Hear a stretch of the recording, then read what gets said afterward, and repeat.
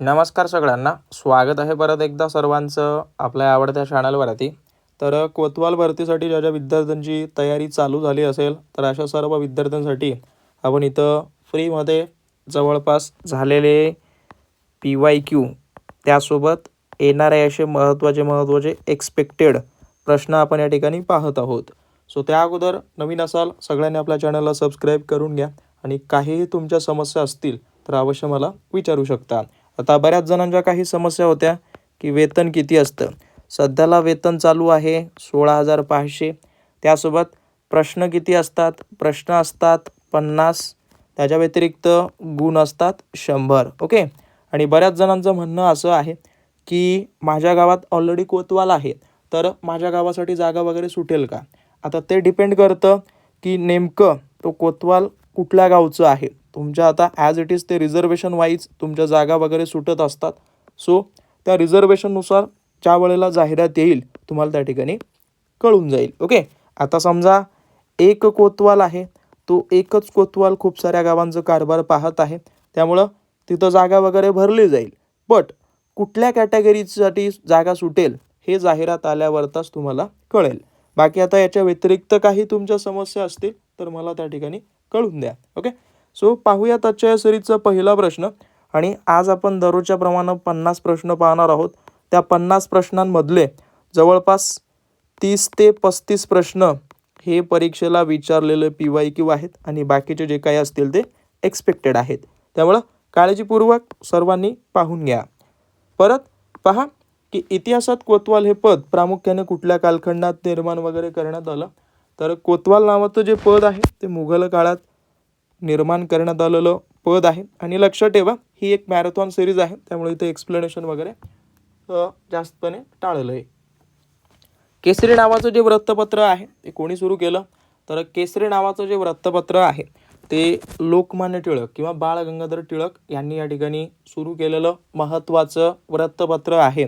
त्यासोबत केसरी, त्याच्या व्यतिरिक्त मराठा हे त्यांची आहेत. त्याच्या व्यतिरिक्त त्यांचं ग्रंथसुद्धा गीता रहस्य, ओके, हे सुद्धा आहे, तेही तुम्हाला माहिती असू द्या. बाकी परत असहकार आंदोलन वगैरे कधी सुरू झालं असं ज्या वेळेला प्रश्न येईल त्यावेळेला लक्षात ठेवा 1921 मध्ये हे आंदोलन त्या ठिकाणी सुरू झालं. आणि 1920 किंवा ऑगस्ट 1920 मध्ये हा ठराव मंजूर झाला. कशाचा? याच आंदोलनाचा. ओके, मंजूर झाला. त्यानंतर कुठं हे 1921 मध्ये सुरू झालं. लक्षात ठेवा याच्यामध्ये खूपदा गोंधळात तुम्ही पडू शकता. परत त्याच्या व्यतिरिक्त विचारलंय की 1857च्या उठावाचं नेतृत्व वगैरे कोणी केलं. तर याच्यापैकी जे ऑप्शन आहेत तर राणी लक्ष्मीबाई यांनी जे आहे ते 1857 मध्ये उठावाचं नेतृत्व वगैरे केलेलं आहे. त्या व्यतिरिक्त बक्सरचं युद्ध वगैरे कधी झालं.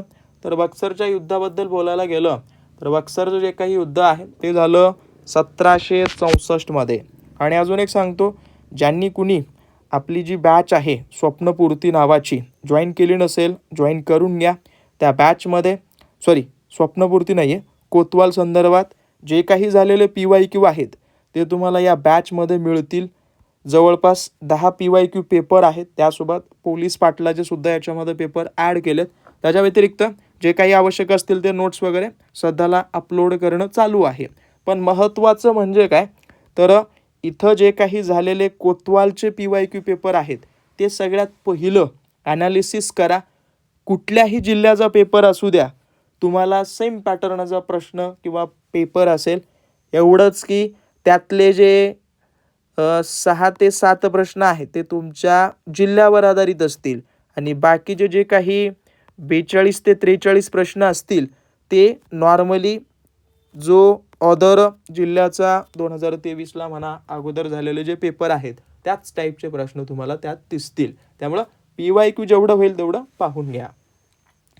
परत पुढं आपल्याला विचारलंय की इंडियन नॅशनल काँग्रेसची स्थापना वगैरे केव्हा झाली.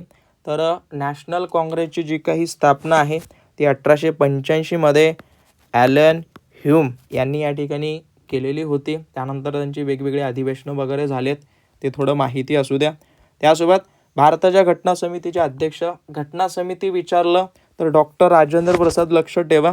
आणि ज्या वेळेला मसुदा समिती म्हणून विचारलं जाईल, भारतीय राज्यघटनेचे शिल्पकार ज्या वेळेला विचारलं जाईल, त्यावेळेला डॉक्टर बाबासाहेब आंबेडकर हे नाव लक्षात असू द्या. ओके, तर महत्त्वाचे जे काही प्रश्न असतील ते पाठच करून घ्या.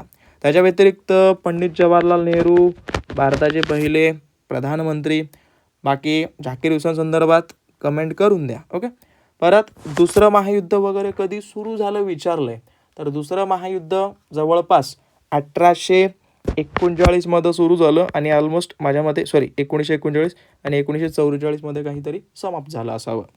त्याच्या व्यतिरिक्त पाहायला गेलं की डॉक्टर बाबासाहेब आंबेडकरांनी खालीलपैकी कुठलं पुस्तक लिहिलं नाही विचारलंय, तर मेरी कहाणी नावाचं जे पुस्तक आहे ते कुणाचं आहे, तर हे पुस्तक आहे पंडित जवाहरलाल नेहरू. ओके, जवाहरलाल नेहरू यांचं जे आहे ते हे आत्मचरित्रावर आधारित असलेलं पुस्तक आहे. नोट डाऊन करून घ्या. त्याच्या व्यतिरिक्त चले जावचा नारा वगैरे कोणी दिला? चले जावचा नारा जो आहे तो महात्मा गांधीजींनी या ठिकाणी दिलेला होता. आणि हा नारा वगैरे कुणी तयार केला असा सहसा तरी प्रश्न दिसणार नाही, पण माहिती असू द्या, युसुफ मेहर अली. ओके, मेहर अली यांनी जे आहे ते हा नारा तयार केला आणि देण्याचं काम कोणी केलं? महात्मा गांधीजींनी. परत पेंच राष्ट्रीय उद्यान कुठं आहे? पेंच राष्ट्रीय उद्यान जे आहे ते नागपूरमध्ये आहे. महत्त्वाचं राष्ट्रीय उद्यान आहे, महाराष्ट्रातलं सगळ्यात महत्त्वाचं हे म्हणू शकता, जे की मध्य प्रदेश आणि नागपूरच्या निगडीत वगैरे आहेत. परत जायकवाडी प्रकल्प कुठल्या नदीवर बांधला गेला? तर जायकवाडी प्रकल्प जो आहे तो गोदावरी नदीवर बांधण्यात आलेला महत्त्वाचा प्रकल्प आहे, जो ऑलमोस्ट जवळपास छत्रपती संभाजीनगरच्या जवळपास एरियामध्ये वगैरे आहे. ओके, परत पेनिसिलिनचा शोध वगैरे कोणी लावला? पेनिसिलिनचा शोध सर अलेक्झांडर फ्लेमिंग यांनी याचा शोध वगैरे लावलाय. काही विज्ञानाचे आहेत. त्याच्या व्यतिरिक्त कोणता रोग भारतातून नाहीसा झालेला आहे? तर देवी नावाचा जो काही रोग आहे तो भारतातून नाहीसा झालाय, ज्याला तुम्ही स्मॉल पॉक्स वगैरे म्हणता. त्याच्या व्यतिरिक्त सर्वात हलका असलेला वायू कुठला? तर हेलियम जो आहे तो सगळ्यात हलका असणारा वायू त्या ठिकाणी योग्य ठरतो, किंवा हा हलका असलेला वायू आहे. परत पुढचा प्रश्न काय दिलाय? बेरी नावाचा जो रोग आहे तो कुठल्या जीवनसत्वाच्या अभावामुळे होतो? तर हा जो आहे तो ब जीवनसत्वाच्या अभावामुळे होणारा हा आजार आहे. अ जीवनसत्वाच्या बाबतीत विचारलं तर रात, आंधळेपणा लक्षात ठेवा. क च्या बाबतीत विचारलं तर स्कर्वी नावाचं लक्षात ठेवा. ड च्या बाबतीत विचारलं तर मुडदूस म्हणा, किंवा हाडे ठिसूळ होणे याच्याशी रिलेटेड. परत काही महत्त्वाचं, सिक्कीम या राज्याची राजधानी, सिक्कीमबद्दल बोलायला गेलं तर कुठली? गंगटोक जी आहे ती याची राजधानी होईल. त्यासोबत महाराष्ट्रात मुलींची पहिली शाळा झाली महात्मा ज्योतिबा फुले यांनी 1848 मध्ये पुण्यामध्ये भिडेवाड्यामध्ये, हे माहिती असू द्या. त्याच्या व्यतिरिक्त विदर्भात एकूण किती जिल्हे आहेत? विदर्भामध्ये पाहायला गेलं तर 11 जिल्ह्यांचा समावेश विदर्भामध्ये होतो. परत मध्य प्रदेशातील पन्ना नावाचं जे ठिकाण आहे ते हिऱ्यासाठी प्रसिद्ध आहे. हे तुम्हाला माझ्या मते कितवीला, 6वी का 7वीला ऑलमोस्ट एक हिंदीमध्ये वगैरे होतं. ओके, मध्य प्रदेशमध्ये पन्ना नावाचं एक ठिकाण, तेच हिऱ्यासाठी प्रसिद्ध. परत विदर्भातील सर्वात मोठी नदी विचारलं तर वैनगंगा लक्षात ठेवा. महाराष्ट्रातली सर्वात लांब नदी, मोठी नदी विचारलं तर कुठली? गोदावरी नदी लक्षात ठेवा, महत्त्वाचं.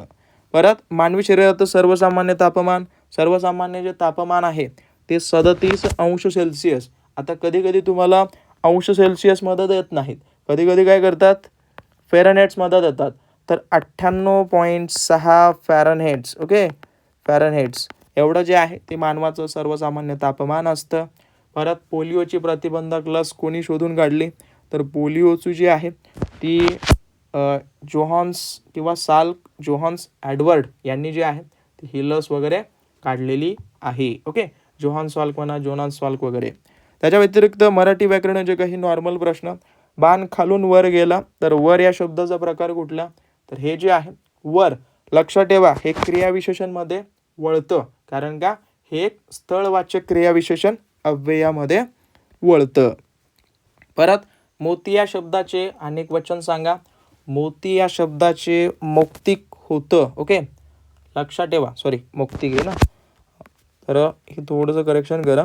याच्यामध्ये हे वळतं. मोती हे अनेक वचन मोतीच राहतं, परंतु व्याकरणदृष्ट्या जे आहे ते हे मुक्तिके याच्यामध्ये ते वळतं. आलं लक्षात? बाकी परत पाहायला गेलं तर मी तिला पुस्तक दिलं. कारक काय आहे? तर लक्षात ठेवा, कारक ॲज इट इज संप्रदान.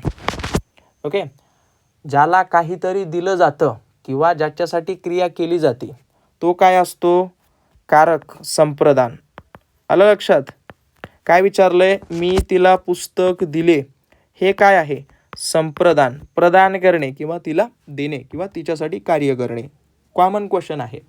परत इथं काय दिलंय? तो मुंबईला गेला, या वाक्याचा काल ओळखा. तर मुंबईला गेला आहे, ज्या वेळेला गेला आहे येईल ना, तर तिथं पूर्ण क्रिया झाली, हे लक्षात ठेवा. गेला आहे विचारलंय, आहे म्हणजेच काय? हा वर्तमान काळाशी निगडीत येईल, पूर्ण वर्तमान काळ. वेगवेगळे जे काळाचे प्रकार आहेत ते माहिती असू द्या. परत पारिपत्य, पारिपत्याचा अर्थ वगैरे काय होतो? पारिपत्य म्हणजेच एक पद्धतीनं तुम्ही म्हणू शकता दंड. ओके, मोडन करणे किंवा नायनाट करणे असाही त्याचा अर्थ होतो, संपुष्टात किंवा त्याच्यावर दंड वगैरे आकारणे. त्याच्या व्यतिरिक्त आईबाप या शब्दाचा समास कुठला? आईबाप. दोन्हीही पद महत्त्वाची आहे, त्याच्यामुळं हा इतरेत्र द्वंद्व समास येतो.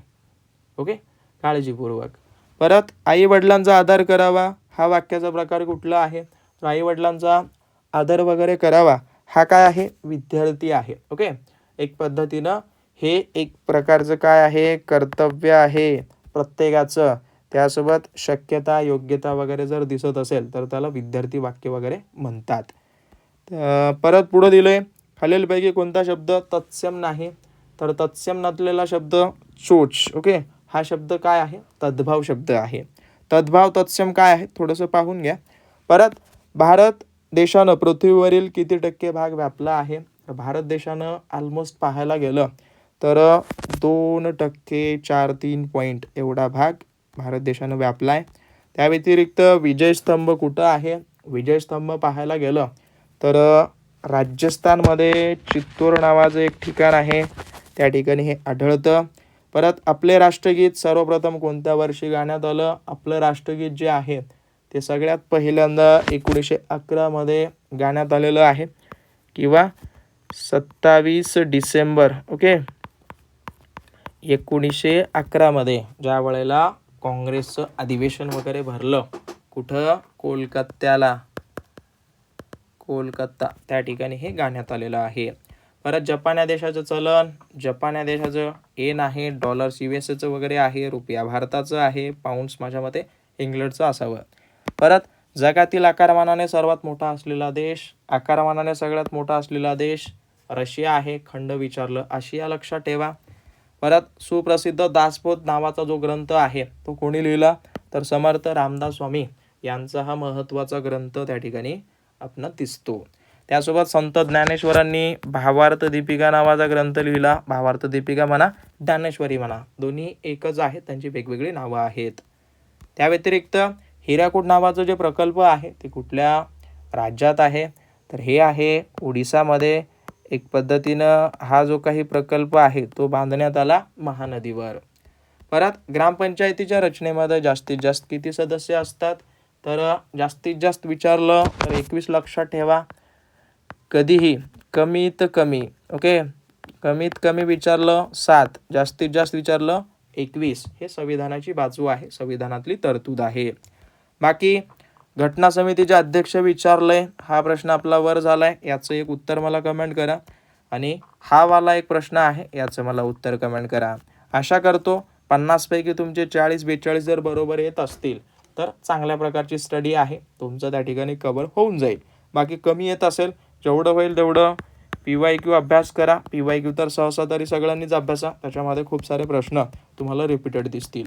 बाकी काही डाऊट असतील अवश्य मला कळून द्या. काहीही समजलं नसेल, काही डाऊट असतील, काही चुकीचं वाटत असेल, नक्की कमेंट करा किंवा मला हा नंबर आहे त्या ठिकाणी कॉन्टॅक्ट करून संपर्क करा. बाकी तुम्हाला भेटतो पुढच्या भागामध्ये. सबस्क्राईब वगैरे केलं नसेल करून घ्या, ॲप वगैरे डाउनलोड केलं नसेल तेही करून घ्या, जेणेकरून येतं जे काही आवश्यक असलेलं स्टडी मटेरियल आहे त्या ॲपमध्ये तुम्हाला मिळून जाईल. बाकी तुम्हाला भेटेन पुढच्या भागात.